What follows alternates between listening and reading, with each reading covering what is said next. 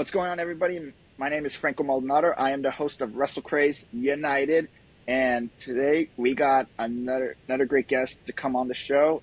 He is the 7 foot tall, out of Barcelona, Spain, now living here in California. And you see, I'm wearing his shirt right now. Alex, Ace, how's it going, dude? Yay! I'm wearing my shirt too, actually. This is a newer one. I'm good. Nice. I'm good. Thank you for having me. How are you? I'm all good. Just had a busy day from work and, you know, uh, getting my taxes done like everyone else. Yep. I was telling you off camera before. I need to do mine. I need to remember to do mine. I got my forms and everything. I just gotta get onto it and do it. Yeah, I feel it. But hey, thank you though for taking the little time out of your day to come on. I know you're a busy person as well, so I get it. Everyone's busy, so thank you again.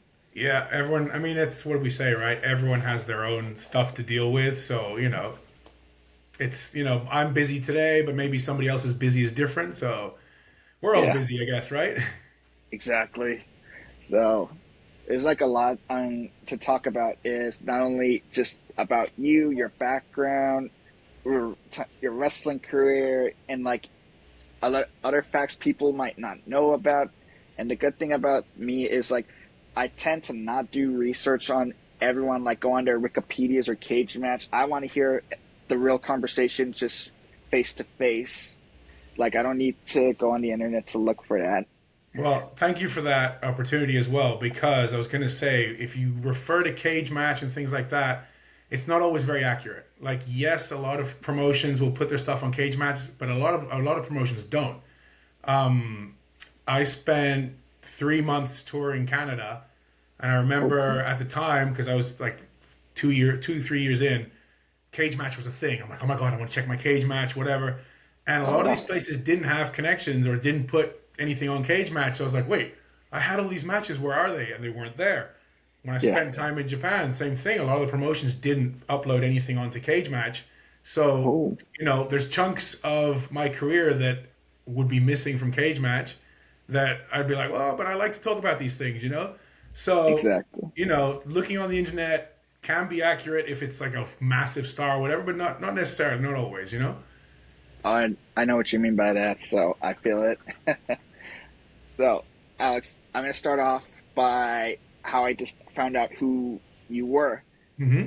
So, uh, you came on my radar from my Instagram feed, actually, because I Interesting. follow a lot of a lot of the indie wrestling, a lot mostly coming out of my region, like California, not just Southern California, NorCal. And I look up Sup- Supreme Pro, and I'm like, oh, who's this big dude? And then I was like, I looked you up, and I'm like, oh, hold on, I never heard of this guy before. And then I try to look you up on YouTube, and I see like a match you did for a place called Dutch Pro, and I was like, Oh yeah, I was oh, that was in the Netherlands. Yeah.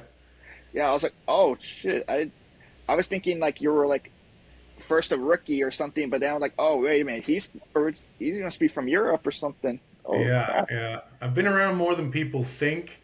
And part of my problem is I never stuck around anywhere long enough to make a name for Oh myself anywhere. So even though I've been working for 10 years, a lot of people are like, wait, you've worked here, here, here, and all these places and all these companies and all these countries, but I've never heard of you.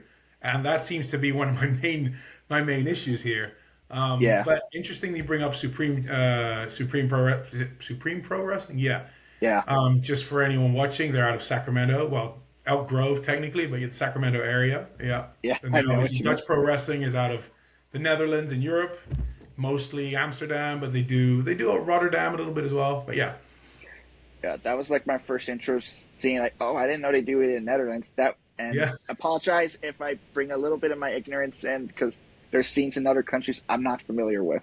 Yeah. No, that's fine. There's scenes in more countries than people think. Like people, Yeah. I tell people like, I'm from Spain. People are like, wait a minute, there's wrestling in Spain.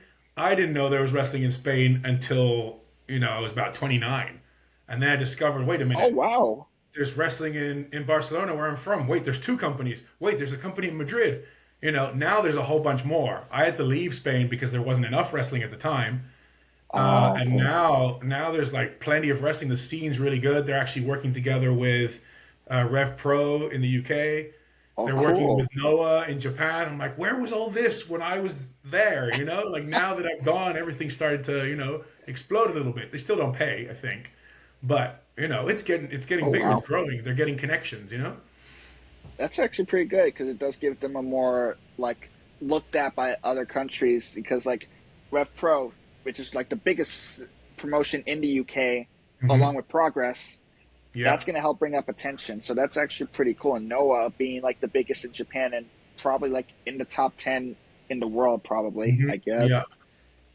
That's I mean, pretty we cool. also have sort of an ambassador for us in the WWE, Axiom, from who's on SmackDown now. He's Yeah. actually from Spain. He wears a mask. He used to go under the moniker A Kid in NXT UK and in Spain. Okay. So he would be right now the maximum representative of Spanish wrestling in the world because of his position, obviously, where he is. Oh, wow. Not But he's bad. from Interesting. Madrid, but he's a Barcelona fan. So Okay. that's what saves him. He's a I good can guy. see, yeah, I can see I can see that the Classico rivalry is a hella tribal out there, I guess. Yeah, yeah. He was actually a soccer player, at least a youth soccer player, and I think, as if I'm not mistaken, he was in the Real Madrid youth team.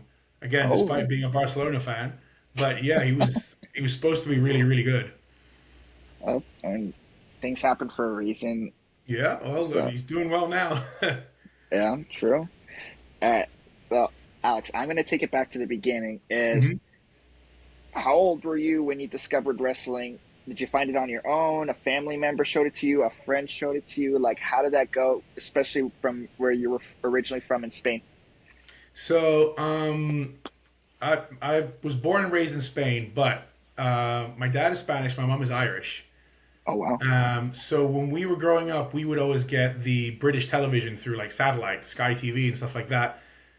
Oh, So I remember as a kid, I can't remember more or less what age, but I was flipping through channels, and I hmm, remember seeing, like, this was really young, Hulk Hogan on television, and I'm like, oh oh, my god, who's this guy? He looks interesting. He's very, obviously the flamboyant wrestling of the time.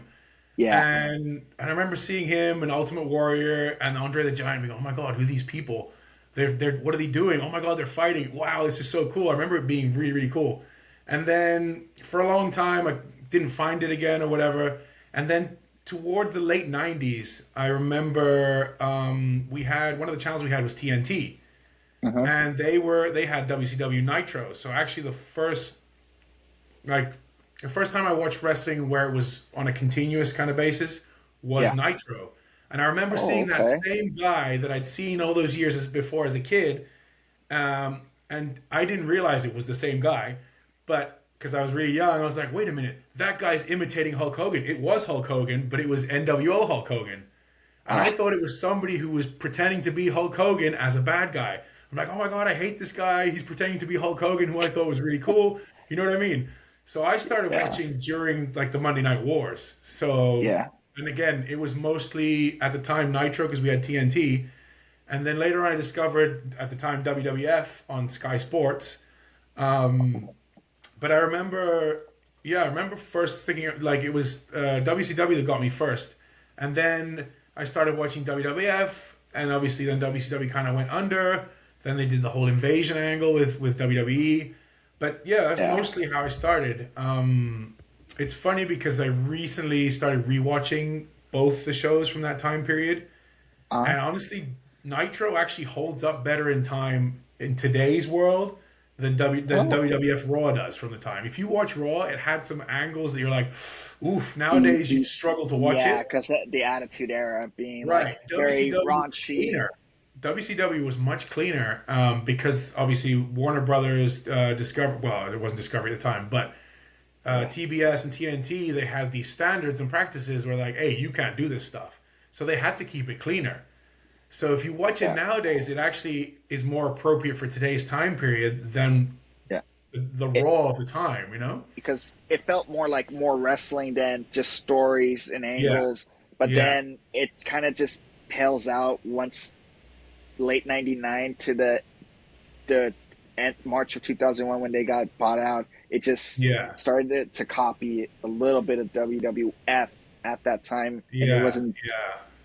it didn't even look that good. Like I rewatched it once I had WWE Network when it was still a thing at the time because I was Yep. way too young to even watch it because I was probably like 3 or 4 years old by then. No, yeah, it's true that then it started to. I guess the word would be decline. What's funny Yeah, is the last Nitro had higher viewership than I believe any of the current wrestling programs right now. oh, I didn't know that. Yeah, Huh, yeah, yeah. The viewership interesting. again, I guess, is different because the way people watch wrestling nowadays has shifted. Like Yeah, cable, I mean, I think it's general. Like cable has lost the viewership it used to have for most things, right? I think people have moved exactly. towards streaming. So I guess, it's not necessarily accurate to say that more people watch that than they're watching now. It's hard to measure, right?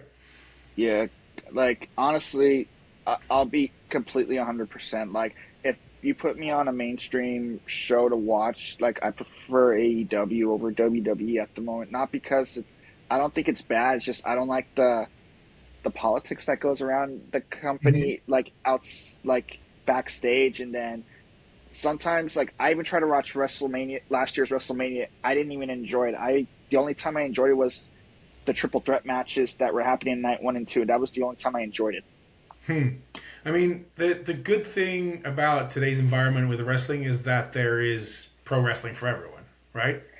Exactly. You don't like WWE. Hey, well, here's this alternative. You got AEW. It's a different style. You don't like the AEW style. Hey, fine. You got WWE. Now you've got TNA as well on Yeah. AMC.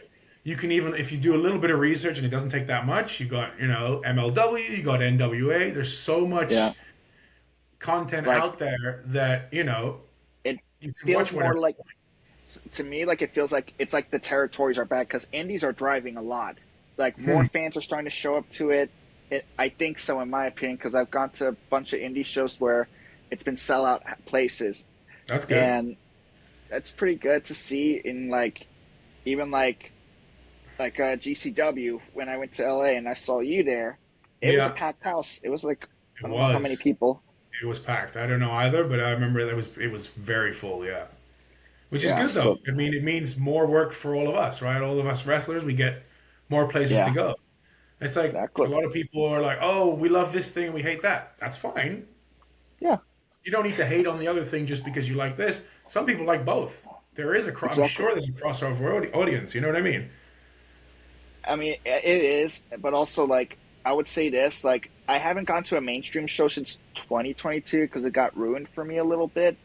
Because I took so I'm gonna sidetrack a little bit. Why is because Hmm. so AEW was debuting in Stockton around October. I I ended up remember when you buying were there. yeah, I bought 2 tickets. I got one for me, and I took my well, he was 9 years old at the time. My nephew. Uh huh. So this was our first time ever doing something just me and him together, and I took him with me. So as soon as I get there, like everything was fine, and then Edge or Adam Copeland, whoever Yeah. wants to call it whatever, doesn't We know. matter. Yeah, we know who he is. Yeah, yeah, he makes his Dynamite debut. He comes out, and then someone in the crowd, like a few seats in front of me, yelled Edge, and someone got so angry. He said someone yelled, "Shut the fuck up! That's not his name. It's Adam Copeland. You fucking idiot. That's Edge's slave name." Oh my god. I was like, "Dude, what the hell?" And like, there's kids. Yeah. Some people take it way too seriously. Like, Exactly. and again, there's been this tribalism created, and it's like, well, I love this company, so I want the other one to die. I'm like, no, just let them both be.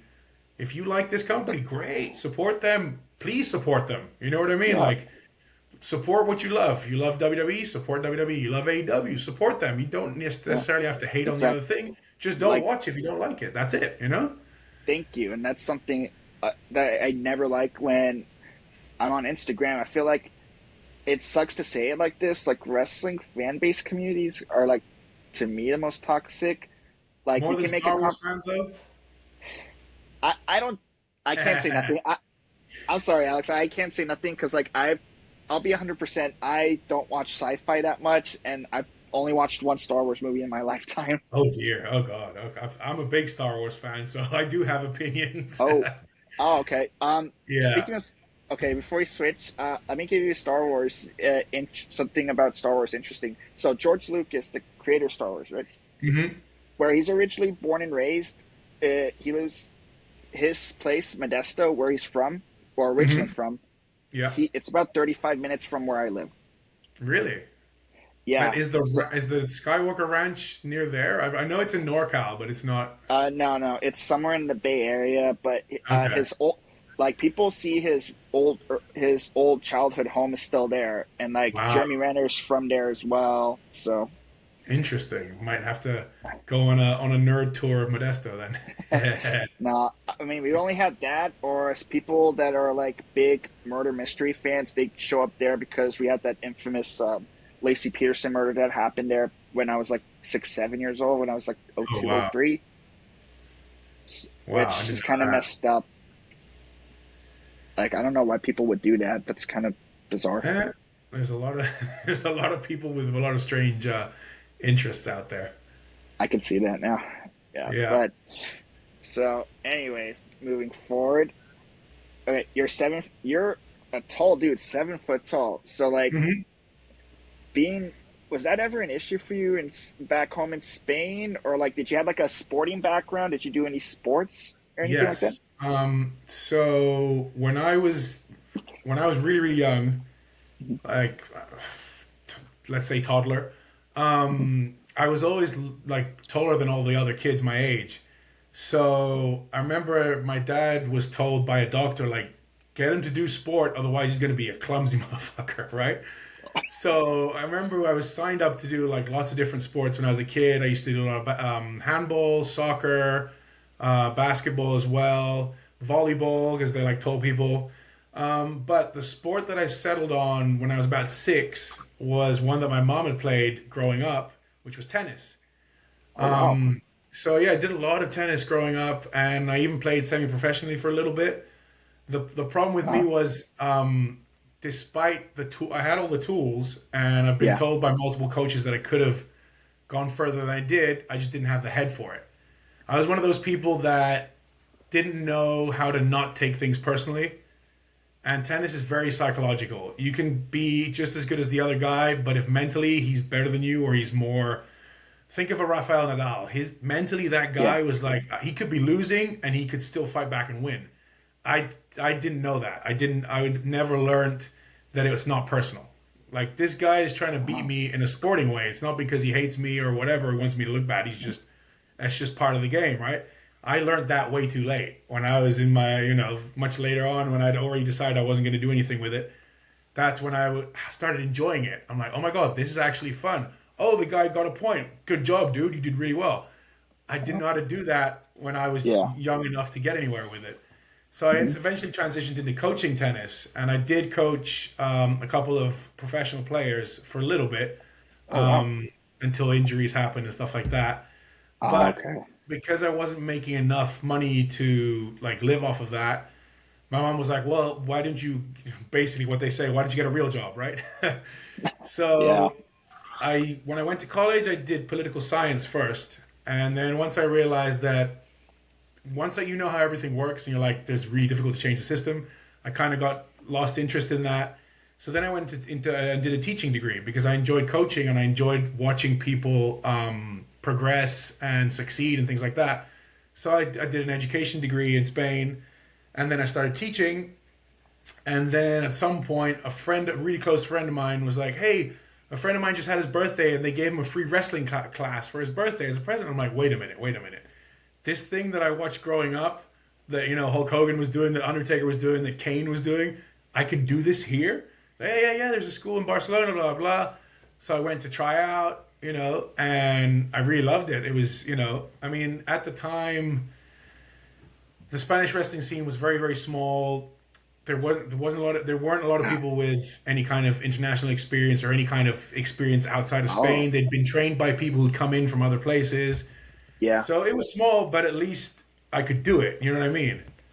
And so basically that's kind of how it started.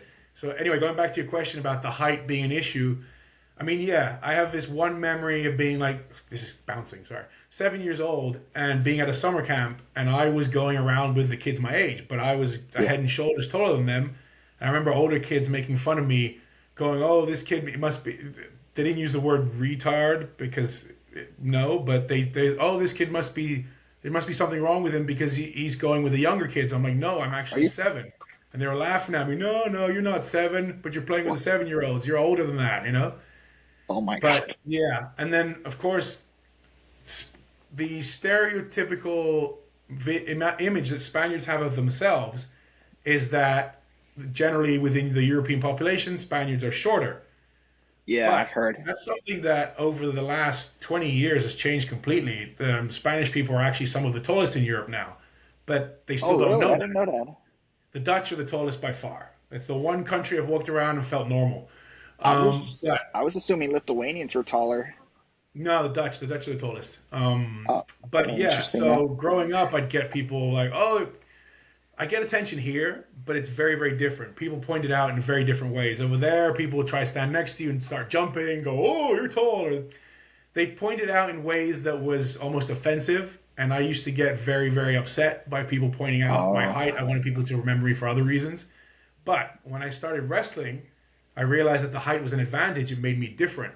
And that's when yeah. I kind of started settling into, my size and who I was. And I felt good about being tall. And started enjoying the attention instead of hating that kind of attention. And that's interesting to hear. Like, Yeah. I always hear tall kids around ages like that are always the tough ones. But then I'll say this, like I work in an elementary school. I There's a Hmm. fifth grader. It's a girl, and here's the Hmm. thing. She happens to be Tongan. I'm 5'10". I go up to her. She is six. She told me, and I believed her. She's 6'2" and a fifth Wow. grader. Wow. And I was like, "What?" And are you sure you're in the? I said, "Sweetheart, are you sure you're in the fifth grade?" Or and like, I she told me her age, and I'm like, "Oh my God." Wow. I was Yeah. like, was your dad in the NBA or something?" I was, I was like, "No, no, it's just I'm an islander. We're known to be tall." Yeah. I mean, there was a time period where people used to ask me all the time, and I get it less now, but I was skinnier at the time. So they're like, oh, you play basketball? And my immediate response was, oh, do you play mini golf? Because they were shorter, Mini right? golf. It was my response, my like, asshole response to people because I didn't like that question. Oh, do you play basketball? Do you Yeah, play mini golf? So I play basketball because I'm tall. You play mini golf because you're short, right? That was my yeah, response. But yeah. yeah, again, that was at a time where I wasn't enjoying that kind of attention. Now it's like, wait, I'm taller than everybody else. Yay, gets me attention Yeah. in a good way. Hey, at least it's something in a positive spot, I Yeah, guess. yeah. No, but that was But pro wrestling that did that for me.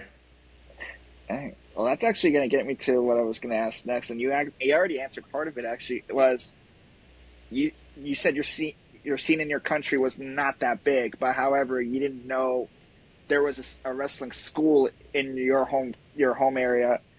Like, Hmm. what was the when you got there? Were you asking a lot of questions, or like were you Yes. surprised what you saw? Like, were you wondering, is this going to work out good? Anything like that? That you had like any pros and cons like that? I mean, the first thing I remember asking, like, "Oh, do you guys have any connections?" Like immediately, like, "Oh, can I get to WWE?" Right? Because Oh, I didn't have a clue. yeah. And they told me there was a guy there. His name is Victor. He went by La Pulga, the Flea.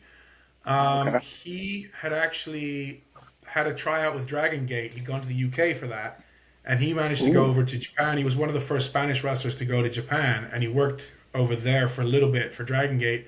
Then he moved all the way to Canada, and he spent the last few years in Canada. I think he's come back to Spain this year. So I was like, okay, cool. We get to go places and all that. And then as soon as you see the ring, again, not knowing that I could ever do this to seeing the ring, I was like, oh my god, this is so cool. Let's start. And then obviously they started with the basics, the rolling, the bumping. It took me Yeah. a long time to learn to bump properly. It wasn't until we had someone who came over from Canada. He's now one of my best friends who learned to bump, at proper places over there. he finally Right. taught me to bump and stuff like that. So, a lot of the questions that I had kind of went away because of the excitement of what I was doing, and immediately I was loving it. It was something physical, which I like doing, and because I have a bit of a background in stage performing, I did a lot of British pantomimes. It Oh had wow. that performance part to it as well. I'm like, oh my god, I get to act Yeah. and I get to do sport at the same time. It was great. Man, that's pretty cool. So like not to sound ignorant, but like the training there, like obviously it was it difficult to like believe a little bit of what the trainers say, or are you thinking, oh, this guy's out of his mind. I don't know if this is real or not. Um, No, at the time I wasn't. The only wrestling that I knew was what I'd seen in WWE and WCW. I had zero knowledge of any independent wrestling at all. Zero. Like I didn't Hmm. even know that New Japan existed, and I'm not calling that independent, but you know what I mean. Like I had Yeah. no knowledge of anything outside of WWE or WCW. I didn't know TNA existed. I didn't know. So, it was a new world that was opening up. So I kind of just trusted what I had in front of me, because I really didn't know what the route was, what the path was. So, Yeah. I just kind of followed that. I spent about 3 months at the first place I was at.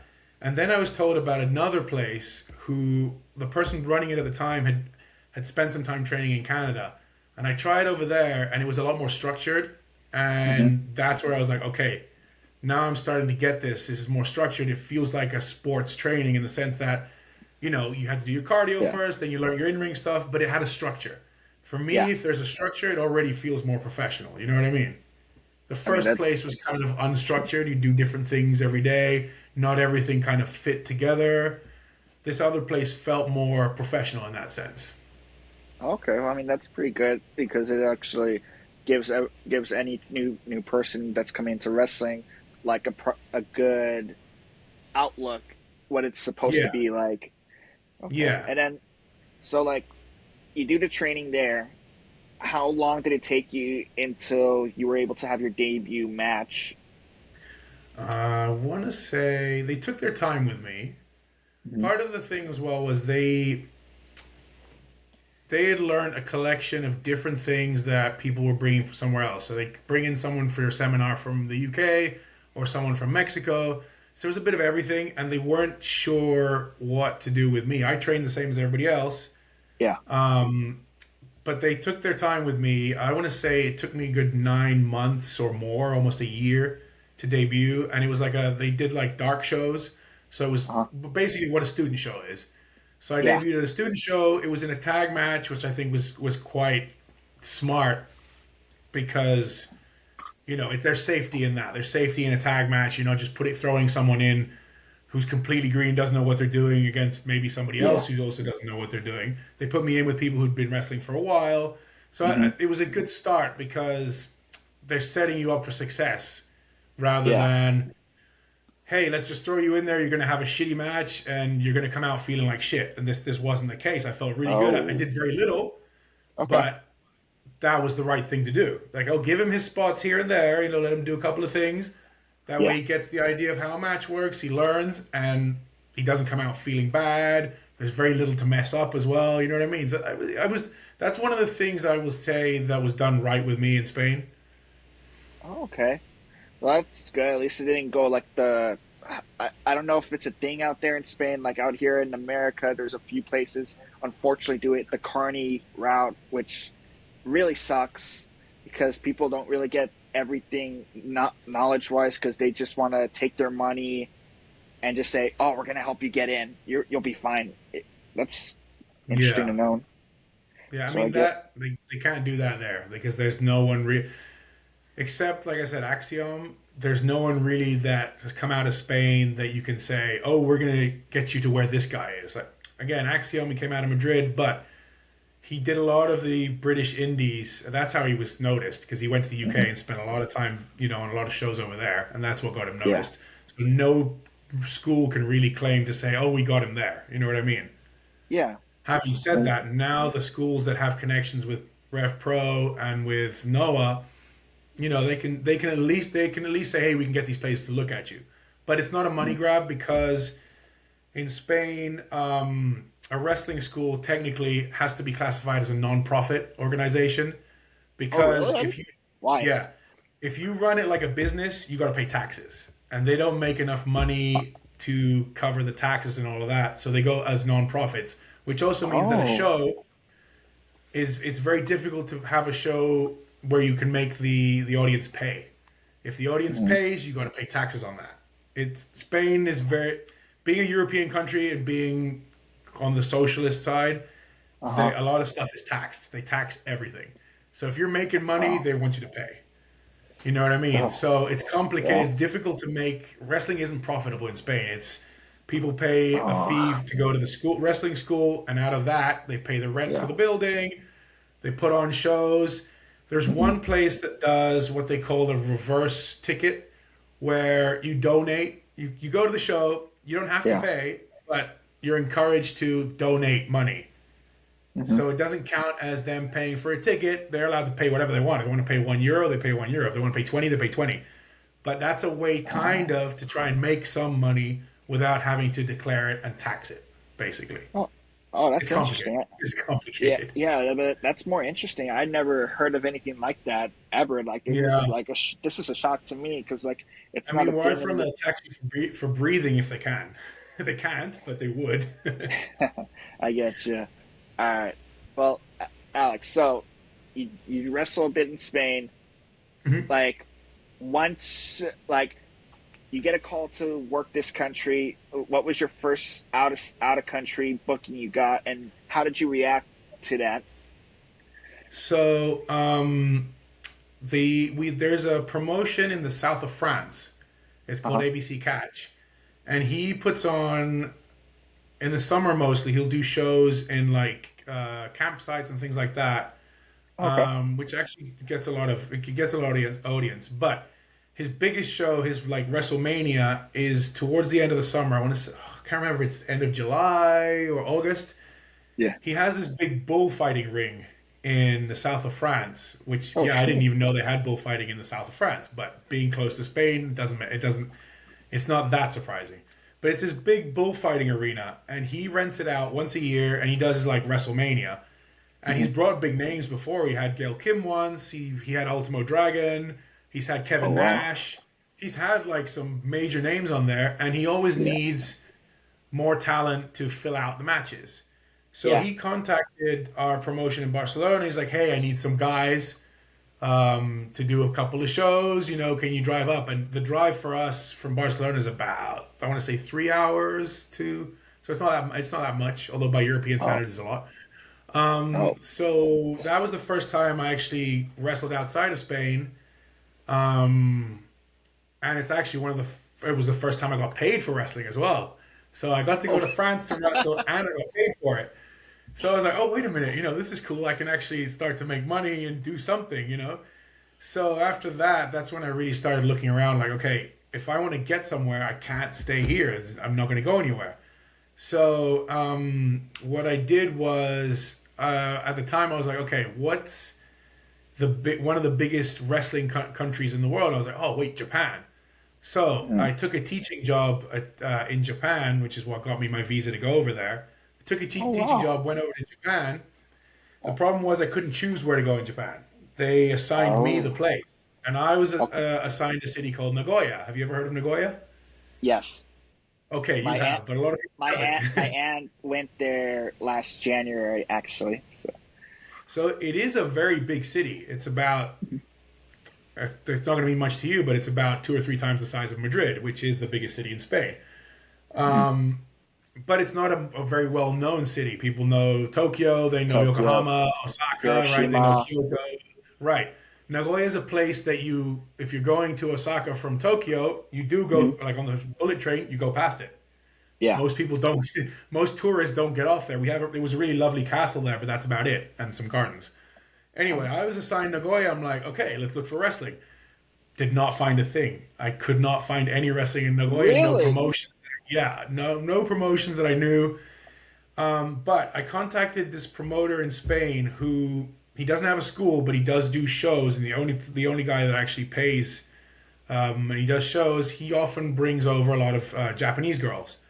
So he gave me the contact of, she's retired now. What was her name? Mika Ida, I think her name was. Oh, okay, She okay. worked for Wave. I can't remember. It was one of the bigger girls promotions of the time, and I Hmm. contacted her and I said, "Look, I'm in Nagoya. Where do I wrestle?" So she's like, "Oh yeah, there's this one place. It was called Sportiva, and it's this tiny bar underneath a railway, and they do wrestling. They could do a show every Wednesday called Curry Wrestling, and basically Oh, people go, and it seats about 35 people. People go, they have curry, and they watch wrestling, and there's this tiny ring. It's got to be like a 14-footer inside this oh, building are under you the railway. serious?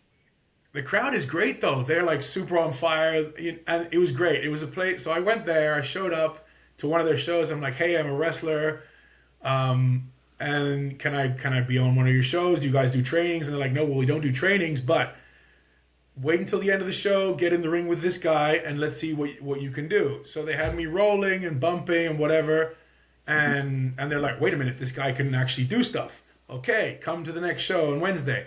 Now the teaching job I had over there, Japan, they don't necessarily have a weekend. So you can work Oh, pretty much any day. No, their weekend doesn't necessarily. The people that I worked with had different days off than I did. In fact, my roommate had different days off than I did. I was lucky that I oh, had 2 days off in a row. Most people had yeah. one day, like a Monday and then a Friday. So my days off were actually Wednesday and Thursday. So I could go and wrestle on the Wednesday and then sleep on Thursday. So I went. I Oh, remember going to this show, and I wrestled, every week there or every two sometimes. And I was going, okay, well that's it. I've wrestled in Japan, but this is as far as I'm going to go. But they had connections to DDT. They brought in a oh, wrestler called, really? yeah, a wrestler called Shigehiro Irie, who he wrestles for WXW a lot in Germany. And he comes in, he's like, who the hell is this giant guy? The gaijin is the word they use for foreign wrestlers. Yeah, Who's this giant Gaku Gaijin. gaijin? Right? And why is he almost touching the ceiling with his head? What's he doing in this tiny bar? So he came back the following week. He watched me wrestle. He's like, oh, I like this guy. I'm going to see if I can get him booked. So he contacted DDT. Hey, I've got this guy. They brought me over to Tokyo for whatever their equivalent is to SummerSlam. I can't remember what the show's name is off the top of my head, but it's their SummerSlam, Uh-huh. and they do it in Korakuen Hall. And I debuted in this tag rumble that they did, and I remember that that's the first place that opened my eyes to working together with people where you're not just trying to get yourself over, you're trying to get the match over. Yeah. They would do stuff. I got there and they're like, okay, what do you want to do? And I said, well, what do we have to do? Okay, when you come in, we want you to look gigantic. Throw this person out, throw that person out. And the one guy suggested, I'll jump off the top rope, you catch me, throw me out, blah blah. They Oh, were wow. they were giving me, they were telling me what to do to them to make me look good. And that was like, wow, this exists. Because in Spain at the time, and it's not like that now, but there wasn't that understanding. People didn't Yeah. realize for me to look good, I got to make you look good. And in Japan, obviously, the wrestling culture is really, Very, it's really very established, really different. old. And it was really cool to be able to not only debut for a company that had TV, but do it in a really iconic place. And Korakuen Hall isn't Yeah. as large as I thought it was, but Yeah. it does seat a good 1,200 people or so, at least at the time. And I remember just it was a really cool experience. At the time, I was like, oh my god, this is the best thing I've ever done. They had me back a few times, and then they wanted me to give them more dates. I was supposed to, so they do this King of DDT tournament. It's like a King of the Ring thing. I Yeah. was supposed to win my first round match, and then I was going to face Mike Bailey in the second round. Oh. But I couldn't get any more time off my work, otherwise I'd lose my Oh. job. But they Yeah. also couldn't offer me a full time contract because they didn't have the money at the time. They're like, look, we can't pay for you to stay, and you can't take time off your work because if you lose your job, you lose your visa, right? Yeah. So it was one of those things where they couldn't give me more, they couldn't pay me more, or rather, they couldn't pay me to stay, and I couldn't give them that time to work more with them. Yeah. So it was kind of one of those things where you're like, oh, what can we do? What can we do? In the meantime, a few months before, I'd been given William Regal's email, and I'd sent him a Oh, match just to ask him, hey, can I have some feedback? He'd answered me that he passed on my information to WWE recruiting, and he said you'll hear from them soon. I didn't expect anything, but at the time that this was happening with DDT, I get an email from somebody called Paul Fair, I think he no longer works at WWE. Hey, if you would you be interested in doing a tryout in Europe if we invited you? This is not an official invitation. I'm like, yes, please, So about a month after that, they're like, hey, you're invited to a tryout. It's next month. So what I did was I had to drop everything in Japan. I'm like, I'm not gonna not go to a WWE tryout. It might be my only opportunity. So I yeah. dropped everything. They were flying me from Barcelona as well, not from Japan. So Oh, I okay. dropped everything, went back home to Barcelona, stayed with my parents, and just spent the next month just doing a whole bunch of cardio and back at where I started training and Yeah. doing a lot of wrestling training, just working on the basics. And then, the month later, this is November 2018. They flew me out to Cologne in Germany, which is Oh, where they okay. were holding the tryout. It was the tryout where a lot of the NXT UK people got signed. So Ilya Dragunov was signed at that tryout. The guy who eventually became Oro Mensa was signed there. Walter Gunther was present. He didn't do the tryout, but he was present. He'd already been signed, but he was present because a lot of the people there were his students. Oh, So he wow. did that tryout. Matt Bloom, who's the head coach, he really liked me, Hmm. but at the time I was I was much skinnier, and I also was only like 2 years in. I didn't have a clue what I was doing. I thought I did, but I didn't. So it's like, look, keep sending me stuff, keep working, put on some size, and we'll talk in the future. So after that, went back to Spain, and then through a contact I had in Japan, I actually got to do a tour of Canada, and this was a Oh, company called Canadian Wrestling Elite, and they do these like month-long tours across most of Canada. So I uh-huh. flew out to Winnipeg, and then we did shows every single day for about 30 days, and we went across like to Western Canada and looped back to all the way to Ontario actually. Um, and that was about it was about a 30-day tour where we wrestled every day. We had people. Psychosis was the headliner, so he Oh, was on wow. there. We had Killer Cross as well, but this was when he was in TNA. Michael Elgin. We had Vincent from the Righteous and his partner at the time. They were in Ring of Honor. Yeah. We had different people cycling through, but most of those people were on the whole tour. So I did that for about a month. Then I stayed and went to Montreal because I knew a coach called Drew Onyx who runs the Torture Chamber in Montreal. He'd been to Spain to give us a seminar. He originally tried to get me a tryout with WWE. So he's Oh, like, hey, wow. since you're in Canada, come train with me for a couple of months. So I stayed at one of my the friend who taught me how to bump, who's living in Hmm. Barcelona. His mother still lived in Montreal. So I stayed with her and I trained in Montreal for a little bit. And then eventually you can only spend, 3 months in Canada on a tourist visa. So I had to go back to Spain. And then I'm like, okay, what do I do now? So that's when I took a full time teaching job. But at the same time, I started taking bookings in other parts of Europe. So I went over to Austria for Rings of Europe. I did Oh, Dutch Pro okay. Wrestling, stuff like that. So I was kind of around in Europe. Then I also had a full time job. And then the Yeah. pandemic hit.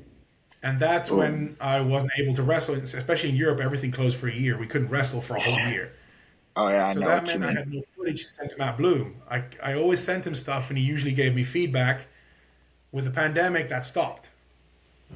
And then once the pandemic ended, I started getting back into wrestling in Barcelona. I started sending him stuff, and that I think the performance center got so big, and they had so many people that he just didn't have the time to answer me anymore. So I'm like, okay, Yeah. what do I do? I can't stay here because I'm not going to go anywhere. So I was looking at like, okay, I went to Japan with a teaching job. What if I Yeah. try to do that in the US? So I found an exchange program that the Spanish government does with the different departments of education in the US. Hmm.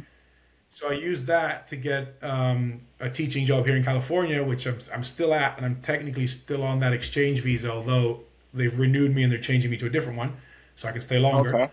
But that's how I got myself over to California, and that started my journey over here. Wow. That is interesting how it works. So like you came out here because of your work visa, and Mhm. not only that, because like obviously the pandemic it ruined a lot of stuff for a lot of people, and Yeah. I can understand that. But seeing like when you came to the U.S., was your goal mainly not just to get a better job or opportunity out here, or like you also wanted to try to get better wrestling opportunity as well, since you didn't have much of it back home? Well, the main objective was the wrestling. The job opportunity was the vehicle, right? It was the way to get here and be able to Yeah. stay here. You know what I Oh, mean? okay. So Yeah. the whole point was to try and further my wrestling career. The only way I could do that and be a legal person in the United States was to get, some sort of job where I could be brought over that way. It Yeah. just so happened this exchange program exists, and I'm able to teach. What I do is I teach dual language immersion. So we teach half of the subjects in Spanish, half of the subjects in English, because Wow. of the large percentage of Latino population in California, especially. Exactly. So it's perfect for people that want to do that. But yeah, I'm in my fifth year here now, and there's so much cool stuff that I've done. Like I've been able to work as an extra for AEW. I've worked as an extra for WWE. I've been able to train with Rikishi. I've trained with Booker T. I've trained with Natalia. I've wrestled, so many names, Chris Masters. Oh, I've even spent cool. time with Paul London. I've been able to be an extra in MLW as well. Just so much cool stuff that I've done since I've been here, that there's no regrets. Like it's a long journey. I've done a lot of stuff. I remember, especially in the Canadian tour, there were a lot of really scary moments, breakdowns in the middle of nowhere where you thought, okay, I'm dead. I'm Uh, going to die of the cold. oh, But shit. looking back on it, it's definitely all worth it for sure. That's pretty cool. And then this one's gonna be a little offish, I think. I don't know how you feel about it, but I just want to ask out of curiosity, with you moving here to the States and you getting Mhm. into wrestling, was your family supportive? Like, were they like really were on board with you for it, or they were not at all? Kind of in the middle. So my parents, they don't hate me doing wrestling. They just want to make sure I always have some sort of stable income, right? So like as long as you have a Yeah. job, you do whatever you want. My mom was always worried about my health. I've had knee issues in the past, but Uh-huh. they weren't wrestling related. Actually, it was soccer injury, and my knee's Oh, been okay. absolutely fine. So, but she's always like, "How's your knee? How's your knee?" I'm like, "No, it's fine. I'm absolutely fine." Um, so it's more of that. They don't understand it in the sense of they don't understand it because it's something that's never been within their anything they've ever seen before. They've never watched Yeah. me wrestle. And my mom's like, "No, I couldn't Oh, do that. I couldn't watch you wrestle." I'm like, "Mom, it's fine." She's like, "Oh, but all these big guys." I'm like, "The big ones are actually the nicest ones."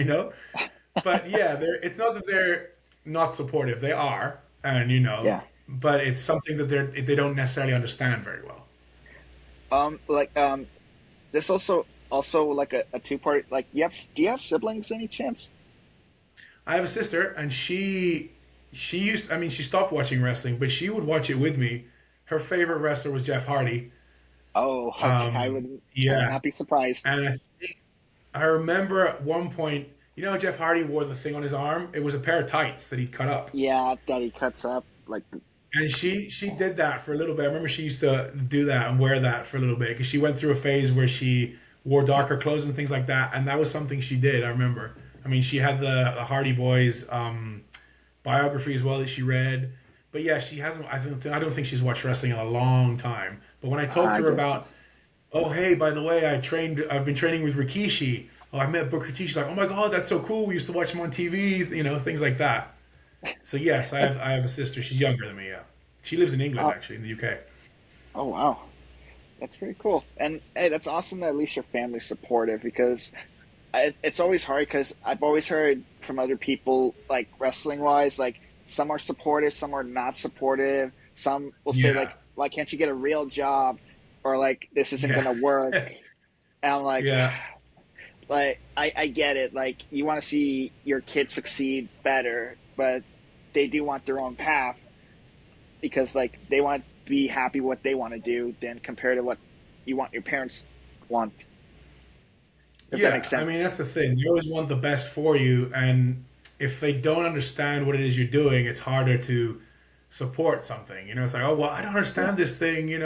What if it falls through? And it's true. If it's something like elite sports or pro wrestling, there's always that risk of career-ending injury. And then what yeah, do you do? So at least with my exactly. parents, it was always like you need to have something to fall back on. You need an Huh? education. Even when I Yeah, was pursuing tennis, it's like, okay, but what if you get injured? Then what? How are you going to make money? How are you right. going to live? Get a college degree. Whatever it was. That doesn't matter what you get, but get a college degree so you can. So that was always the thing for them is like have something to fall back on. In my case, Yeah, it's education, right? But yeah, yeah. I get you. And like, so now I'm gonna do one more part of wrestling before we switch bit off topic from it. So like Hmm. when you got your, I'll, let's bring it up. You got your first California booking. You go into that promotion, whatever it was. Were any of the wrestlers East Bay Pro a little Wrestling. like what was it? East Bay Pro Wrestling. East Bay. Okay, so you go into East Bay. Were wrestlers shocked to find out who you were and like where you came from? Like, were they like, "Whoa, why are Yes. you doing here?" Yeah. People. I mean, the main reaction was, "Wait, there's wrestling in Spain," and you have to explain, "Yes, well, that yes, and especially when I first arrived, a lot of the few promotions that existed, a few of them had gone under because of the pandemic, Yeah, which is really interesting to see now how there are so many promotions. Like almost every major city in Spain has some form of wrestling. I think that's really cool, especially hmm, now that they're all cooperating. Because at the that's time when good. I started, there were maybe three promotions in the whole country, two of them in Barcelona and one of them in Madrid. Uh huh. And there was sort of a cooperation in play. The two in Barcelona hated each other, but there was sort of cooperation with Madrid, but not really, Uh huh. because you had to make your own way there. You weren't going to get paid. Yeah. And now they're all cooperating. They're helping each other out, and I think that's great because it's helping to grow the scene. You know what I mean? But yeah, going back to Yeah. what you're saying, yeah, people were surprised. Like, wait, there's wrestling in Spain, and wait, does everyone look like you? I'm like, no, nobody looks like me. Nobody's my size in Spain, at least in the wrestling scene. Although now they've got a guy who's, I want to say he's about 6'7". I don't know if he started a year ago, maybe. I don't know if he's still pursuing it, but anyway, Uh huh. yes. So that was the Dang. reaction. Like, wait, there's wrestling in Spain? Wow. That's it. That's interesting. And then, like, you look at your resume here in the scene. You've got that. You've done big time wrestling. You've done Oasis. You've done Supreme Pro, and Hmm. you've been out to SoCal for. There's some of them I'm not familiar with. Like, I've heard like, was it Relentless Pro, and then Relentless, yeah. not and um Obviously, Knox. I've yeah. done SoCal in San Diego. Up here, I've done a few others. Next Level, PCW, Ugwa as well. Oh yeah. Sure. Yeah, sometimes I lose track. I'm one of those people that, like, some people remember every single match they've had and they remember Hmm. details and stuff. I'm one of those people that doesn't remember. Like, people go, "Yeah, let's just Oh. do what we did in the last match." I'm like, "What did we do in the last match?" And then they'll remind me. I'm like, "Oh, okay." Or this time, you get to a point and it's good because I mean, in Spain I'd wrestle once a month because that was one Uh, place and they did shows once a month. yeah, I There was can a point understand. here where I was wrestling Friday, Saturday, Sunday every week. And it's a good kind of busy. You're like, oh my God, I'm getting my reps in. I'm having hundreds of matches. This is great. But it also means that a lot of the places blend in together and you kind of, forget what match you had here or there. You know what I mean? And sometimes if you're wrestling the same people, you can't remember where it was or when. And, you know, that Yeah, happens. and you being in California, there's so many indie promotions that you can have the opportunity to go to, which also gets you more Which is good. looked at. So, like, other than California, did you wrestle anywhere other than just California? Like, Yeah, so I've wrestled in Nevada. I've done Reno a few times, and then uh obviously Las Vegas for WrestleMania week. That was with Knox Pro. I've done Arizona a lot. I did Phoenix, okay, and then I've wrestled in Texas for Texas All Star Wrestling. Um, have I done any other states? I think those are the main ones I've done. I've obviously also trained in a lot of different places. I went to the Nightmare hmm, Factory in Atlanta. I trained with Natty Neidhart in Florida. oh I wow, trained with Dr. Tom Pritchard in Knoxville. and obviously with Wow. Booker T in Houston. I've tried to hit like the main schools because I feel like the more places I go to, the more I learn. Even though I've been Yeah. doing this lot for a while, I always find that there's always something I don't know. There's always something I can do better. There's always somebody that gives me feedback that nobody else is Yeah. giving me. And you're like, That is wow, you true. know. So it's like I try to get out there and see as many places as I can because there's always something that can improve me. You know what I mean? Exactly, because it does help give you a better knowledge for in the industry that you can learn that can help you succeed way more than what you learned previously before way Yeah, after. and you can't know everything. And if you think you do, maybe it's time to think of something else. You can always learn from anybody and everybody. Even someone Exactly. who's just started, they might say something to you and you're like, wait, I never thought of that. Oh my God, this is a good idea. Like, you got to listen to everybody. Yeah, definitely. Hey, that's pretty good, Alex. I mean, you're on a tear, and that's what matters. And you got you're in a good environment where you are in the States. I mean, obviously, you're getting more opportunity than you had beforehand. That's awesome. Yes. Yeah. I mean, it's such a great country for that, right? There's so many places, and now with obviously with the existence of AEW, there's more mainstream places to work. Hmm. Obviously with TNA growing as well, MLW, NWA, but also with the ID schools, WWE ID schools, it gives people places to go to because the performance center you can't just go there. You have to be Hmm. invited, right? Yeah. The, Now you got the ID schools where it's like, okay, I can get training from people that work with WWE. They know what WWE wants. Yeah. They can guide you. You know what I mean? So you go to these places and you're getting a different kind of feedback. The level of feedback that I've had from people like Rikishi, it's invaluable. You don't get that anywhere else. When I went to train with Natty Neidhart in Florida, same thing. Oh my God, you're telling me things that nobody else has ever told me. I'm doing things, and I'm training with WWE wrestlers, current WWE roster wrestlers, and they're Yeah. selling for me and they're teaching me stuff. It's like, oh my God, this is so cool. You get to learn so much, and the fact that these places exist in the U.S. makes it Hmm. such a great place to have a career. I wish I'd have come earlier. No worries.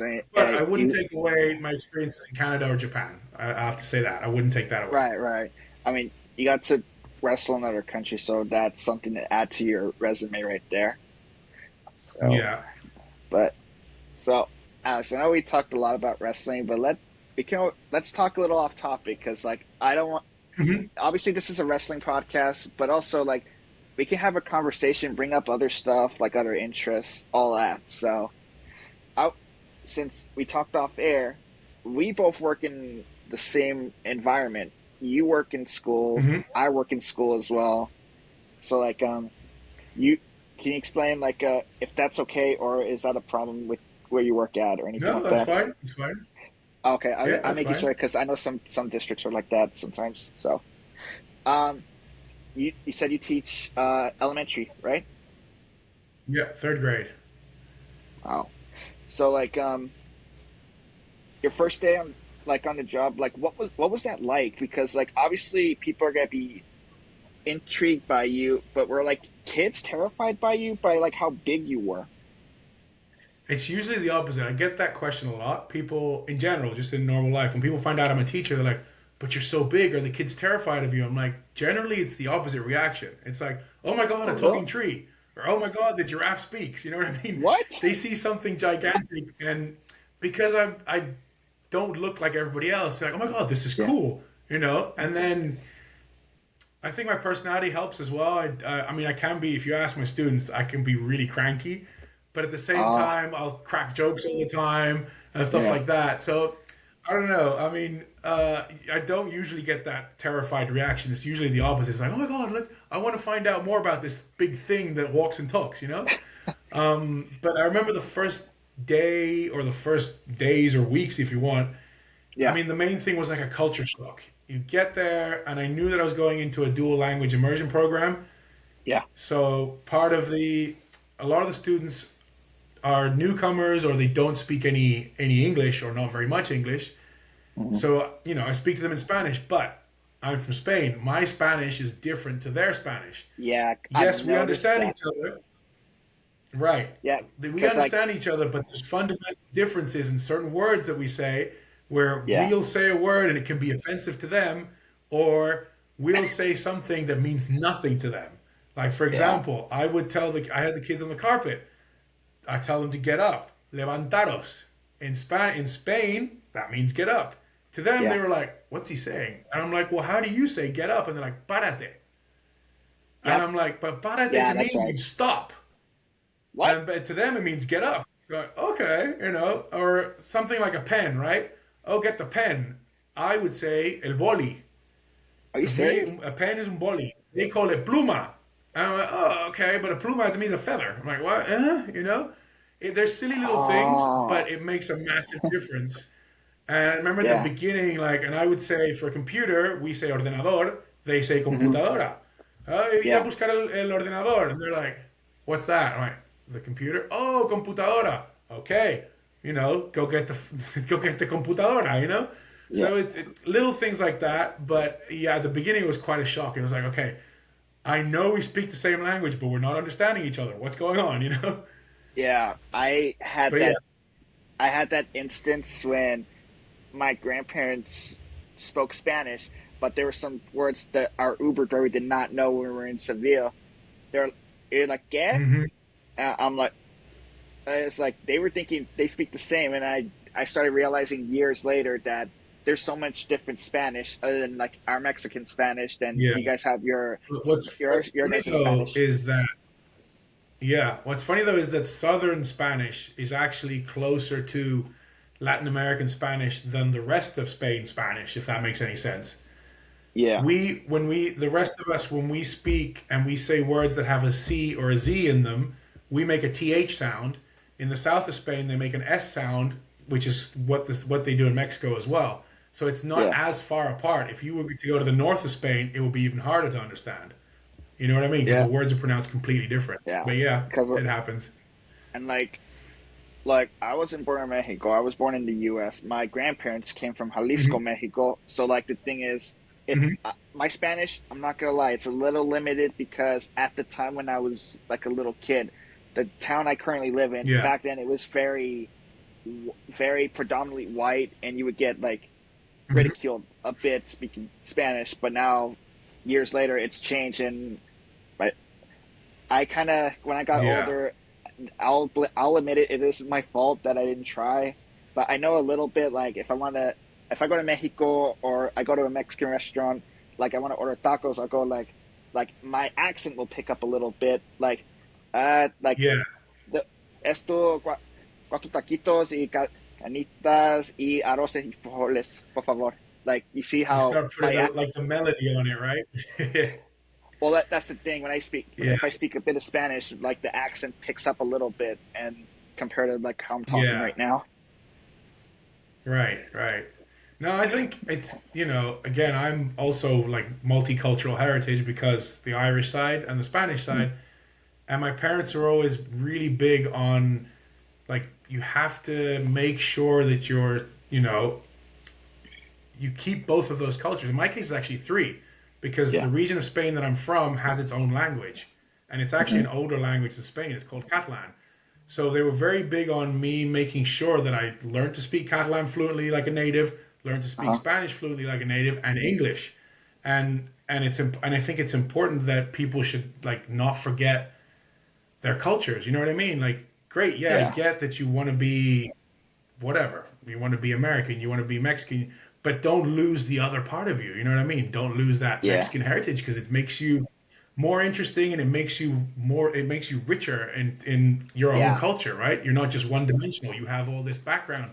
You can lean on your Mexican heritage, you can lean on your American side. You know what I mean? It make Hmm. the more culture we have, it just makes us much more open and much more interesting. You know what I mean?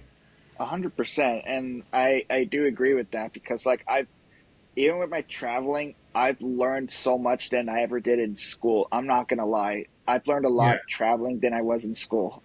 And I the mean, it crazy happens a thing, lot with everything in general. yeah, Experience, like right?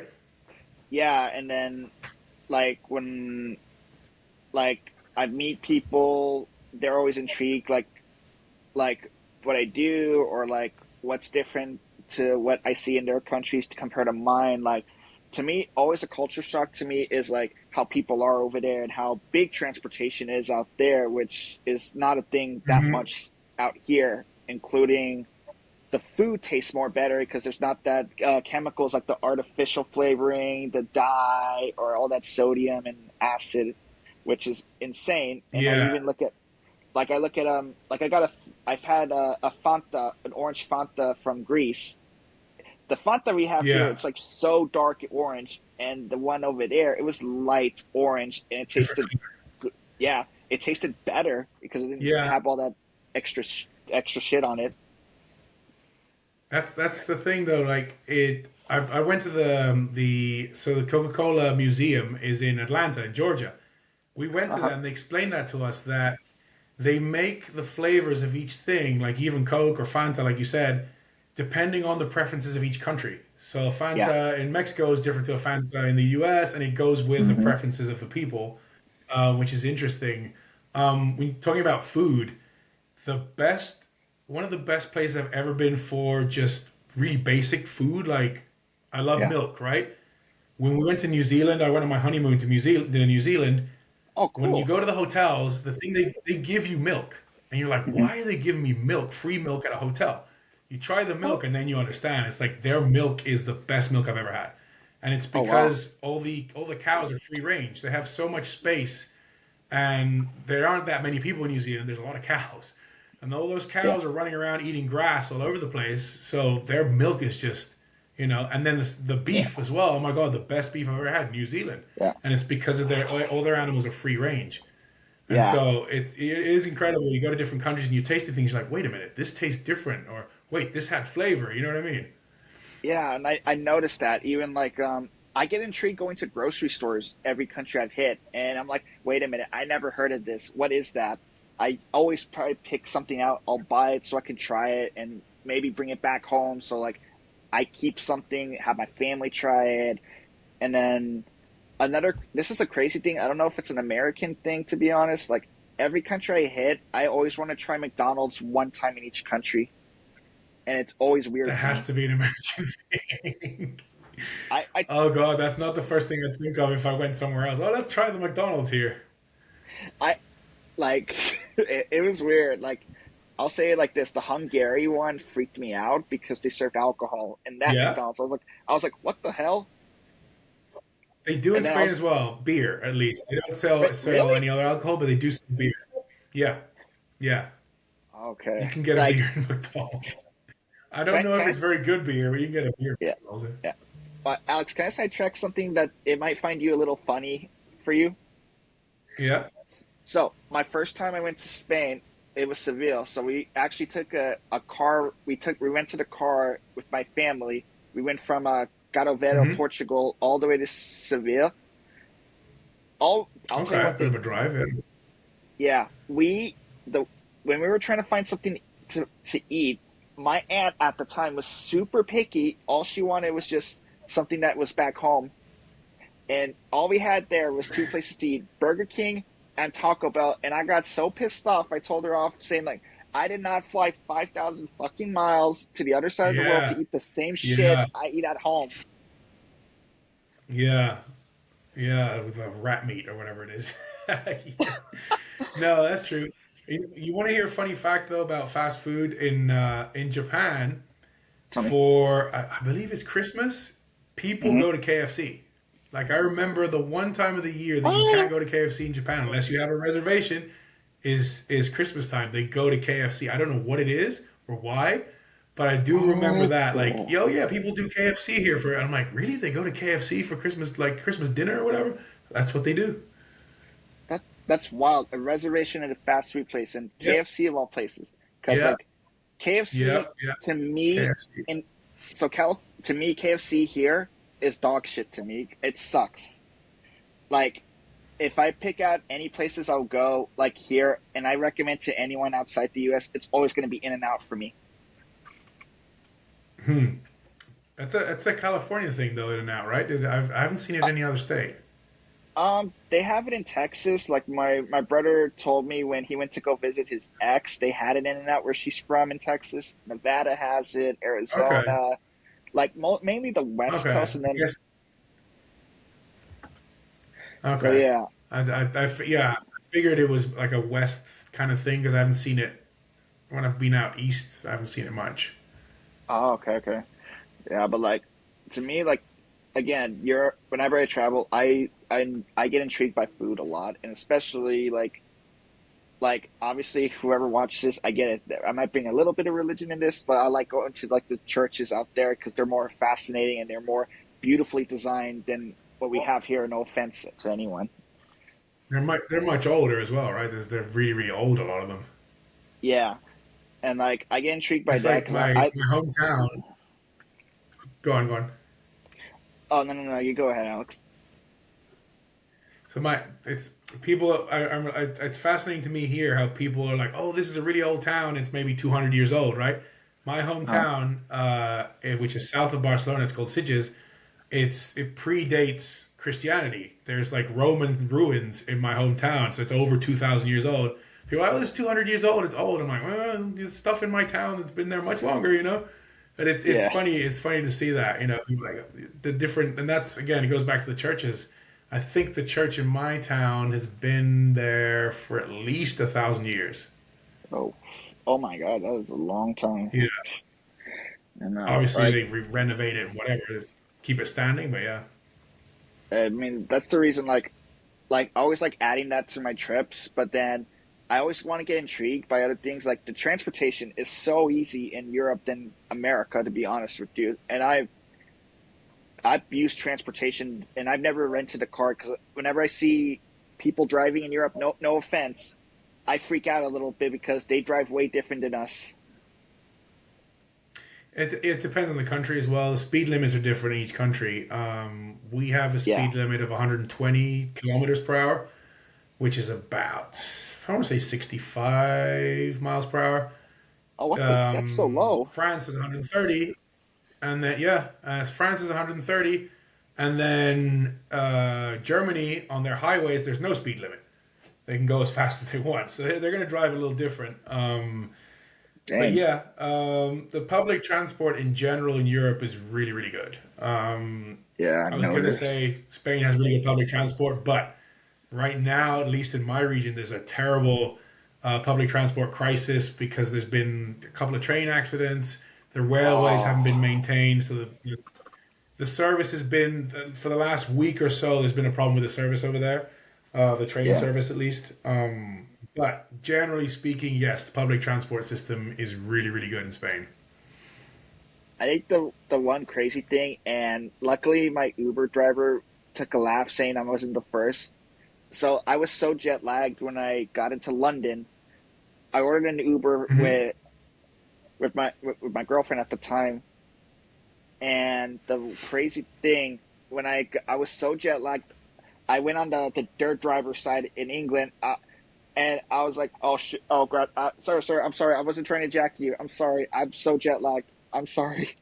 And I was like, and he laughs and he's like, no, Yeah, no, no, yeah, yeah. no. He's like, no, mate, you're good. You're They not the drive on the other first. side in Japan as well. Oh, really? I didn't know that. So I've driven in both places. I actually drove in New Zealand as well. So the UK, New Zealand, Japan, the three countries I've been to where I had to rent a car and drive on the other side. It's very curious. In the UK, it's practically impossible to make a mistake because everything Yeah, they know they're the only country in Europe that goes on the other side, so they have the signs and everything. Japan was a little yeah, bit more tricky because a lot of the signs were in Japanese. I'm like, okay, I think I'm on the right side of the road, but I don't know. And then obviously you're yeah. calculating um, the car as if it's on the right of you, but in this case, the car is on the left of you, and so it's yeah, it gets a bit of getting used to. Yeah, Yeah, I mean, it's always cool to like travel places. It makes me like think of yeah. things that what's interesting in the world. It even gave me like a how do I say when I was in Albania, it gave me like a moment that I should never complain about things I don't have compared to what they had because I went Hmm. to my Airbnb and their their houses were all brick layered buildings, pure brick layered, nothing over it or anything. And I was shocked. Yeah. So there was like generators running, there were antennas running. I see running water, all that, and then people are out there having fun, like with their kids or barbecuing, whatever. And I'm Yeah. like Yeah. stunned. Like they're having a good time regardless of how it looks from the outside, and they're just enjoying life. It made me think, Hmm. like, Jesus, I'm great. I should be grateful for things I've had back home and like Yeah, we enjoy have, right? my Yeah. life. So I yeah, think sometimes we're so laser focused on our own stuff that we can't see what's around us. You know what I mean? So it's sometimes it's hard, and it's not anyone's fault, right? I'm focused yeah, on my stuff. I don't know what the neighbor's doing, or you know what I mean? mm, yeah. I mean, I ain't traveling. It does help, but all Mhm. right. Yeah, obviously, I know you gotta take care of some stuff right now, Alex. So you're cool heading up to the two end segments. Yeah, sure. Oh, hold up. Okay, so we're gonna go to the first end segment, which is four by four, which is four categories of Mount Rushmore of wrestling. So the first category is male wrestler, then female wrestlers, matches, and then a random one I'm gonna pick out off my head. Okay. Okay. Uh, So you want me to start with Mayor Wester? yeah. So, and to be fair, this is your personal picks, not who you think should be on there, not what Triple H thinks, Hmm. McMahon, Meltzer, Cornette, whatever, et cetera, thinks. Hmm. Your personal picks. Okay. It's very hard to pick. It's very hard to pick four because I know I'm going into stories, right? Instead of actually just saying this guy, this guy, this. It's Yeah, difficult because eh, I that's guess what's if you want to look tricky. at like, yeah, I'm trying to think if I'm thinking of my favorites or if I'm thinking of who I actually think were the best, but then what makes them the best. Yeah. I'm gonna go with the ones that I guess are the most iconic and I believe are synonymous with professional wrestling, or that people will go, that Okay. guy was a professional wrestler. Obviously, going to go Hulk Hogan because again, name value. He was synonymous with pro wrestling. He transcended pro wrestling. And Uh again, I'm huh. not getting into what people think of how they wrestled or anything like that. I'm just talking about Yeah. the name, right? Yeah. Hogan, you got to put Stone Cold on there because same thing, transcended. Oh. Everybody knew. Yep. Cena's somebody as well who has transcended pro wrestling. Kids, even though they don't know wrestling, they know who John Cena is. Yeah. Ugh. I'm gonna put Andre on there because Andre the Giant Really? because of he was a pure attraction at the time. He would go into a territory and it would be like this thing, this incredible larger than life thing was showing up.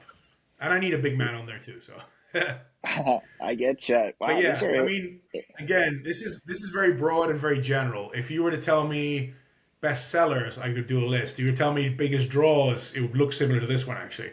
If you would tell me Yeah. my favorites, the list might be a little bit different as well. But I'm thinking Yeah. in terms of synonymous with professional wrestling, I'm going to go with those Hmm. four. Wow. Hogan, Cena, Austin, and Andre. Wow. Interesting. Okay. Yeah, All right. All yeah, right. And okay, so who are your Mount Rushmore of female wrestlers? that one's hard too. I'm gonna say Rhea Ripley is just she's someone who is probably one of the biggest stars in the company, regardless of gender. Yeah. Uh, let me think. And again, regardless of any outside stories about her, Fabulous Moolah has to be put on there as one of the most, at least for longevity. Okay. Interesting. Hard is hard. Charlotte Flair Oh is wow. up there Okay. for aura as well, just the aura she has. Hmm. Mm.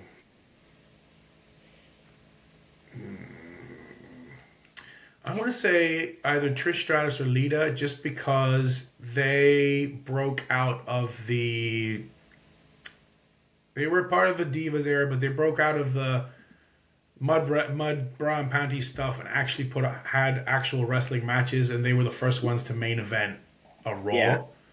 So that made them pioneers. So either one of those two would be number four, or on the list anyway. Okay. All right. No worries. I'll allow it. So, okay, that's an interesting one too. All right. How about your Mount Rushmore of matches? Your favorite four matches that you can watch repeat that you'll never get tired of. Okay. This one is actually, I think, easier. So definitely Which WrestleMania was it? Undertaker and Shawn Michaels from one of Oh, the oh, last was it, two so I'm the guessing was WrestleMania it match. 25 or 26? One of those. One of those. Um, Brett and Austin, the one that's in the Hall of Fame, WrestleMania 13. Oh, the submission match. Okay. The Rock and Austin from 17, but only because, not so much because I don't actually remember the match too much, but because I remember how I felt going into that match. The Limp Bizkit video package, they were the two Yeah. biggest stars at the time, and I remember like that was really cool to me. Number four. Uh, that's more difficult. Maybe I was so convinced on the first three. I want to say Undertaker and Triple H, one of the two that they had as well before Oh, the was it before the oh. Michaels ones or after the Michaels ones? Um, Those were because just those Undertaker Shawn uh, Michaels and Undertaker Triple H matches I were the if epitome of pro wrestling storytelling. yeah. So if you're saying Undertaker versus Triple H, I'm assuming it was probably WrestleMania 17, 2001, and then the other one was No, one of the ones after. So I know they wrestled at oh 17. I'm not talking about that one. I'm talking about they did a series of four WrestleManias where two were with Triple H and two were with Shawn Michaels. It was all Undertaker in all oh four of them, but he wrestled one of them twice first and then the other one twice after. And I know he retired but Michaels. yeah. But all four of those matches were just storytelling at its finest. Okay. You know what? I'll allow it because I know Undertaker had a lot of matches with Hunter, so I will take that. Yeah. All right. And with Shawn Michaels as well, funnily enough. But yeah. I'm not gonna lie. The WrestleMania 25 match they had was incredible, but I go with WrestleMania 26 because it had meaning to it because it's streak versus career. Yeah. That meant more, and it put a Yes. big Yeah. story. Yeah. Yeah. No, there's just those matches were the like epitome of pro wrestling storytelling. It's just that I need a story, right? I need a reason for guys to fight. Like Yeah, you can give me the two biggest names you want. If they don't have a reason to fight, it's not quite as interesting. You know what I mean? It's like yeah, yeah. the when they did CM Punk and Drew McIntyre, and they were fighting over a bracelet. On paper, you're like, oh my god, they're fighting over a bracelet. It made it personal. It Uh made huh. it personal, and that made it interesting. Like, oh my god, these guys Yeah, actually hate each other. I want to see this. You know? yeah. I get what you mean. All right. Here's the random one, and I'm picking this out of because of what continent you're at. Your Mount Rushmore of European wrestlers. Oh. Uh. Okay. Gunther's got to be on there. That guy is just amazing. Yeah, he's got to go in there. Um. Gunther's on there. British Bulldog. Okay, nice. He was really good. Let me think. Let me think. This is difficult. I'm trying to think. I'm thinking countries and then, or yeah, and then what wrestlers came from those countries. Uh, it's hard. Let me think. Let's see. Have there been any French? Is Rene Dupree? Was he actually French? He wasn't French. I think he was French He was Canadian. Canadian. Yeah. Yeah. Uh, Uh, I let's mean, see. I mean, Drew you can add McIntyre is. Go on. I was about to say, if you're thinking of France, you can re-add Andre if you like, but that's up to you. True, he was French. He was French. All right, let's put Andre on there, and then I'm going to put Drew McIntyre because he has to be one of my favorites right now. He's just so good. Ever since they allowed him to just say whatever he wants on the microphone, he's just leveled up. Yeah, yeah. All right, I really like Yep, that that one, works. especially putting Davy Boy Smith. Wow, Yep, yeah. man, that's pretty cool. All right, I that's an interesting list. Like, I mean, it is very interesting. So I like it. I mean, I'll probably hear different ones from the other guests later on. So all right, all right. So now here's the last one. It is 21 questions. So Okay. just they're just hold on.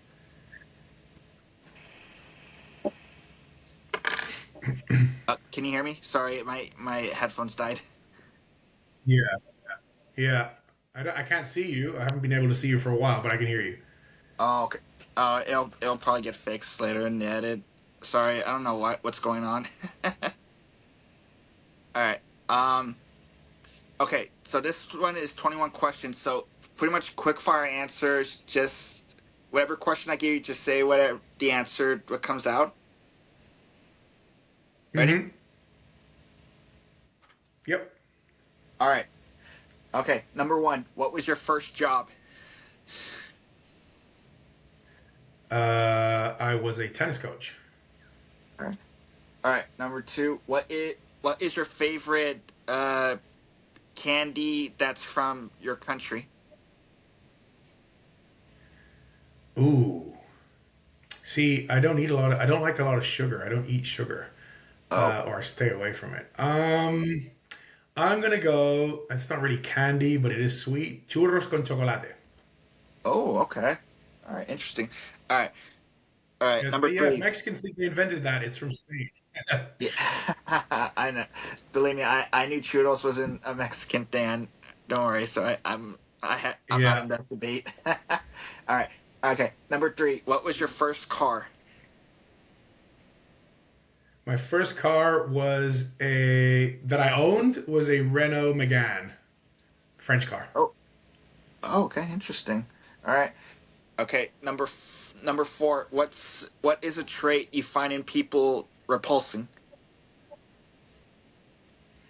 Hmm. I have to think about that one. I thought they were going to be fast, and then I'm like, no, I got to think. Something that I find repulsive in people. I mean, I got a strong sense of smell, so I guess if you have a like really bad smell, maybe. So bad odor. Yeah, yeah. But it has Oh. to be like potent. Like it's not Uh, normal, like sweat and stuff like that doesn't bother me. Wrestling, sports. Okay. All right, no worries. I'll take that. Okay, number five. What was the weirdest stereotype question you've got since coming to the States? Uh, I thought Spaniards were short. That's yeah. That's what I get. Yeah. Wait, aren't Uh, Spaniards short? oh my god. All right. All right. Number number six. Messi or Ronaldo? That's easy, Messi. All right. That's not a question. That's not a debate. I get you. All right. All right. All right. No, I think number seven, right? Am I on number seven? I think my head went blank. Maybe. I think okay, number seven. All right, I'll just say number seven. Number seven. What was your favorite cartoon growing up as a kid? Tom and Jerry. Oh fuck yeah! All Yeah. right. With the classical music playing, it was great. Yeah, yeah. I gotta thank my mom for making me love that show. All right, Yeah. all right, all right. Number eight. Uh, what was your favorite TV show from your country that I may not know? Okay. There was. Okay. So on the regional channel that's in Catalan, we had a program called Cracovia, Hmm. which is named after a city in Poland, but it's Hmm. because I have to explain it. It was a show. It was a parody show where they made fun of basically sports figures, famous sports people Oh in the wow. Spanish scene. So usually soccer players, tennis players, but so they'd make fun of Ronaldo, Messi. It was very very funny. The reason they called it Cracovia is because Catalonia, where I'm from, the region is we're often referred to as Polish within Oh Spain. I have no idea why. yeah. And Cracovia would be the city that Barcelona was associated with as being Polish. It's a long story. It's hard to explain, but yeah, that's the quick answer. Okay. Interesting to know now. All right. All right. Number nine. What is your the most favorite thing you love to do with your wife? I don't think that's appropriate for. No, I'm kidding. We like traveling. We Hey, like traveling. Our favorite thing to do is travel. hey, that's cool. That's awesome right there. All right. Number 10. What's the one thing you dislike since being in the States? Dislike. Um, hmm. I can't say I dislike the food because there's a big variety of food. I miss the food in Spain, but I don't dislike the food here. I feel like the thing I dislike the most is I'm not able to help as a teacher. I'm not able to help all the children as much as I would like to because Oh, there are certain things that don't allow me to do that. okay. Like I can. systematic things. The Yeah, way the system works means I I can. can't do as much as I would like to. I understand, and us working in the same type of environment, I can understand. So I Hmm. get you. Yeah, Okay. like you Uh, see problems, but you can't do anything about them. exactly. And it's always a struggle, but we always have to deal with it no matter what. But it Yeah, is what it is. It's part of the yeah, job, unfortunately. Okay. All right. Number 11. yeah. Okay. All right. Number 11. Um. What what is what has been your favorite go to restaurant where you're at currently? Ooh, that changes. We really like going to Mel's Diner. Oh, Um, nice. we don't have diners in Spain at all, so it's a thing. Like, well, we go to Mel's Diner. But we also like going to Black Bear, a different type of diner, right? Cheesecake Factory, though, they have practically everything. That's a great place to go eat as well. That I'm you gonna look say at one of that those three. Yeah, and you look at that huge textbook they got. yeah. But the portions are so big as well. That's what I love about it. These portions are just gigantic. Yeah, I get you. All right, all right. Number 12. Who who would you say is your favorite wrestler to hang out before or after shows? Before, after shows. There's a wrestler in SoCal. I met him at Knox Pro. He goes by Halix, Halex. Uh huh. He is so much fun to hang out with just before and after. He's just very, very funny guy. He's a great worker. He's great. He loves to make other people look good, and he looks good himself. He's lots of muscles, and he's a good guy. Really good guy. Oh, cool. Nice. All right. All right. Number 13. You talked off air about this. We know you're a big soccer guy. What is your dream jersey to own? Um, mm, I'd like to go back if I could. The centennial anniversary shirt for Barcelona the club turned 100, which was in 1998 or 99. Uh I huh. would like to have that one Oh, if okay. I could find it anywhere and it was affordable. Yeah, yeah, they're getting too expensive now. Yep. Yeah. All right. Number four. All right. Number 14. What is the one thing you miss being back in Spain other than your family? The food. Definitely the food. Okay, that's reasonable. Okay. All right. All right. Number 15. Uh, what was the craziest culture shock you got coming into the States your first time? Uh, hmm. It's funny because growing up having British television, you do get a lot of American stuff. So you do. For me, it was mostly the fact that stuff was really like in the movies. Like I always thought that things like the police car chases, or how many lights the police cars have, or Hmm. the typical sheriff in the town with his cowboy hat. I thought that was just for the movies. And then the first time I ever went to the U.S., I remember getting stopped in a small town in Nevada, and it was the sheriff, and he was wearing his cowboy hat, and he had these sunglasses. And I'm like, oh Oh my my god, you're god. like in the movies. And then he's like, sir, you were speeding. Oh, I'm sorry, you know. I think it's that stuff that I thought Oh my god. couldn't be real because it's in the movies Yeah. was more real than I thought it was. Okay, I okay. I'm sorry. Yeah, yeah. Oh shit! I did not A lot of expect that. times we think the things we see in the movies are like, oh, that's just for the movies, it's dramatized. And then you're like, wait a minute, that's actually real, you know? Yeah. Oh my god, that is interesting. All right. Oh my god. Okay. All right. Number 16. What is something you miss in Japan? Funnily enough, also the food. Oh my god. I guess they same here. have they have great food. The thing I discovered the most that was the most useful over there, they have this thing called onigiris, which are like rice balls, Yeah. and you can buy them practically anywhere. And like if you're in a rush and you're hungry, like, oh my god, I haven't eaten, that thing will fill you up. It's a rice bowl. You get to like, it's great. So What? yeah, that was one of those discoveries over there. Okay. All right. Nice. All right. Number 17 is what is what is a show that you currently binge watch at the moment?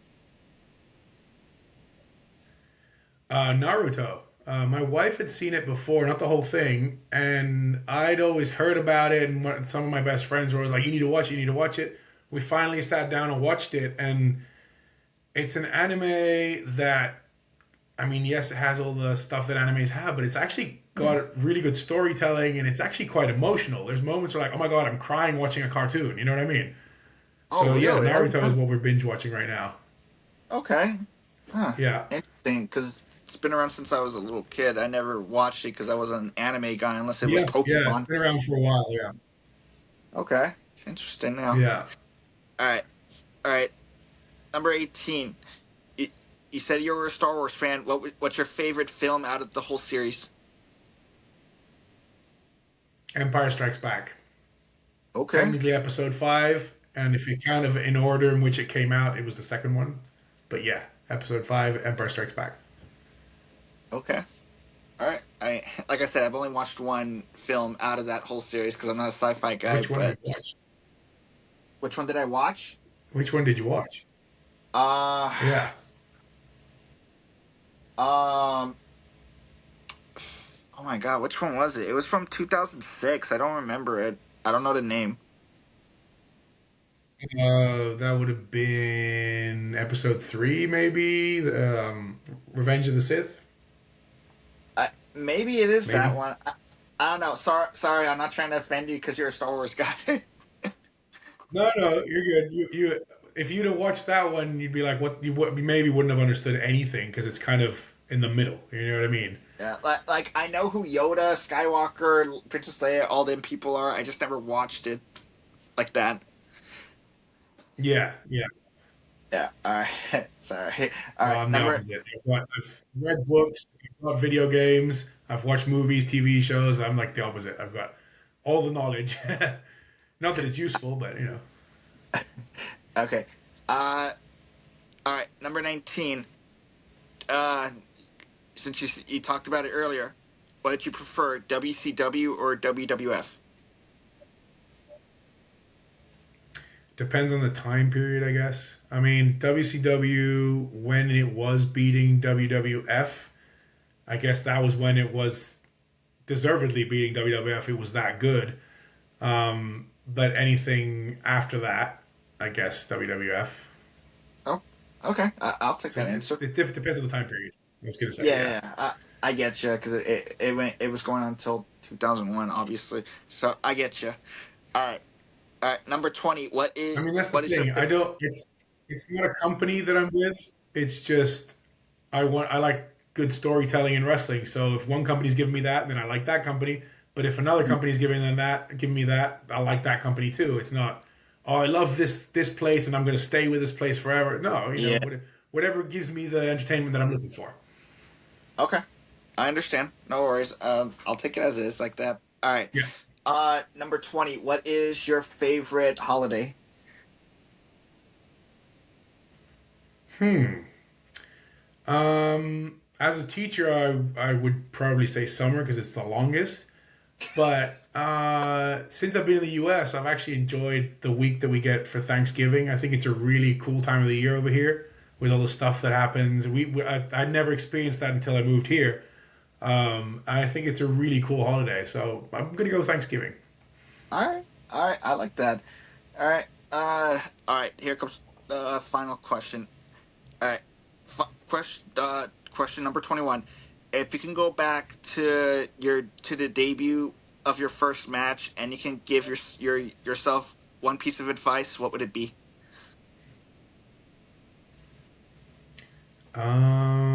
Hmm. For my first match, I mean, I remember the match. I'm trying to think. Uh, just enjoy it, I guess. Not that I didn't. I did enjoy it, but I'd say enjoy it. Don't overthink anything. Yeah, enjoy it. Don't overthink. Oh wow. Okay, that's an interesting one. I like that. That's pretty cool. Alex, that was really awesome. These were like intriguing answers to me, and this is pretty cool. I don't know how you felt about like That's the end good. segments. No, it was fun. I like that. I like the asking like the Mount Rushmores and the rapid fire question. I enjoy that. I think it makes it interesting and it's a quick snappy thing. Keep people going. Yeah, it's always like I always like to try to pick people's brains. One of my friends gave me that idea before I ever started the podcast, so it really helps like to make it interesting and Yeah, it's a fun. good one. Well, Alex, I It's a good one. understand you I like gotta it. go. So like I understand you do gotta go, and I understand. So like before you go, do you want to hit up your socials, like how people could get in touch with you to book you, anything like that? Yeah. So I mean, I'm on Facebook. I've got a wrestler page, Alex Ace, and then on Twitter, or X, real Alex Ace. But I'm mostly active on Instagram, and that's Hmm.